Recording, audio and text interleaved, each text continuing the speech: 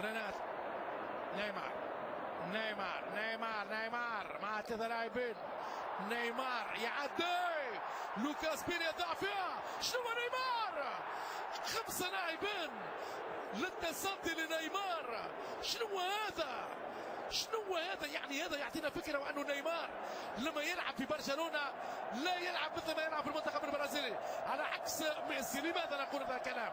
لانه نيمار يلعب على استحياء في نادي برشلونه، لا يقدر ان يلعب بهذا المستوى الفردي لانه مطالب باهداء الكره ليو ميسي.